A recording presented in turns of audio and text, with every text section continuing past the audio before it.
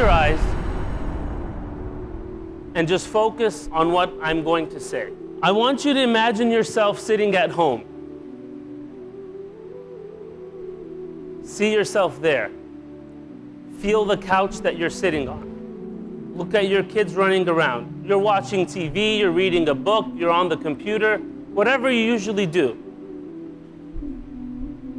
And suddenly, you feel this immense pain in your chest. Put your hands on your chest.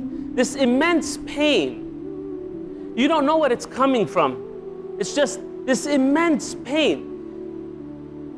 And you take a deep breath, and you think it will go away, but it doesn't.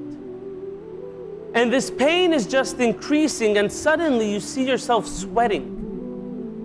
You stand up to find something, a cup of water, some medicine, but as soon as you stand up, you fall to the ground. Your family comes rushing to you.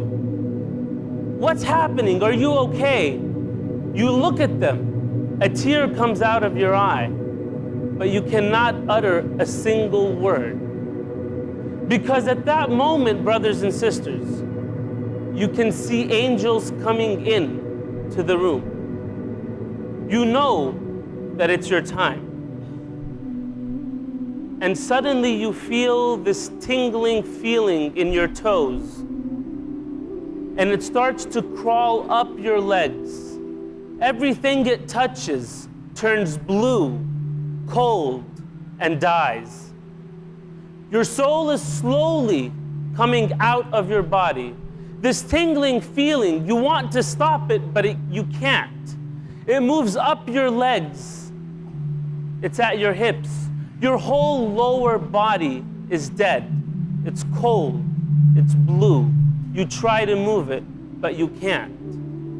Your family's calling 911, trying to save you. You want to tell them some final words, but not a single word comes out from the pain and the agony of death.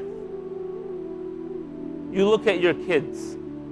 You don't know what's going to happen to them. You look at your wife, and suddenly this tingling feeling keeps crawling up your body.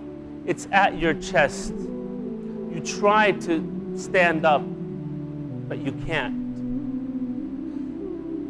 Most of your body is dead by now. And you know that in a few moments, it's over. Brothers and sisters, the soul keeps coming up, and you're at your throat.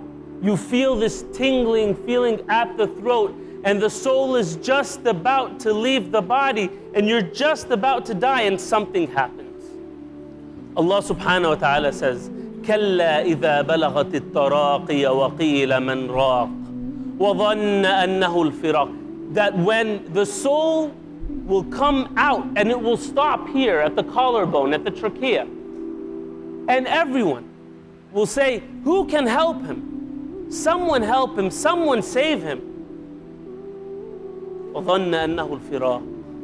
But you know that it's over. You know that you're dying. You know that you're leaving this world. وَالْتَفَّتِ السَّاقُ بِالسَّاقِ. Your leg will be on top of the other like this. Out of the pain and agony of death, the soul is leaving your body. وَقِيلَ مَنْ رَاقٍ وَظَنَّ أَنَّهُ الْفِرَاقُ وَالْتَفَّتِ السَّاقُ بِالسَّاقِ إِلَىٰ رَبِّكَ يَوْمَئِذٍ الْمَسَاقُ. Your next destination is to Allah. The next stop is the hereafter. It's over. What if I told you that your body is only a garment for the time being? That the face in the mirror you are seeing dulls in importance to the soul that beams from your inner being? What if I told you that when we die it will feel as though in our lives we were dreaming or sleeping, so fleeting, the spirit freeing like streams, discovering new meanings, more than what it truly ever seems? What if I told you that Allah repeatedly swears in the Quran by the night making oaths to the changing day to remind us of his power over this whole display, and to think of how fast time can feel in just one day. With only 24 hours, and in it we are recommended to sleep 8, so 1/3 of our lives are slowly slipping away.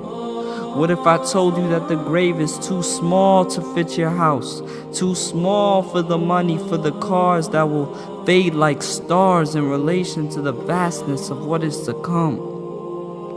What if I told you that even though the casket is not big enough for all these materials, that the shroud can still house the most monumental of people, not in stature nor in status, but in deeds and devotion, people who are able to see beyond the commotion, the strength it takes to leave the crowd and focus on what is truly important, as did Moses or Joseph, Sumayya and Khadija. Each day I ponder on what it means to truly be a believer. What if I told you that after every breath our accounts are getting nearer? With every step, inshallah, we'll see it clearer, to still enjoy the fruits of this life. Smiling is charity, but never too in love that we lose our clarity and forget the true prosperity, to fulfill our promise and submit with sincerity. And what if I told you that even if all the people were to rebel, our shadows would still prostrate and bear witness to He who created you and me, Al-Hamid, the praiseworthy.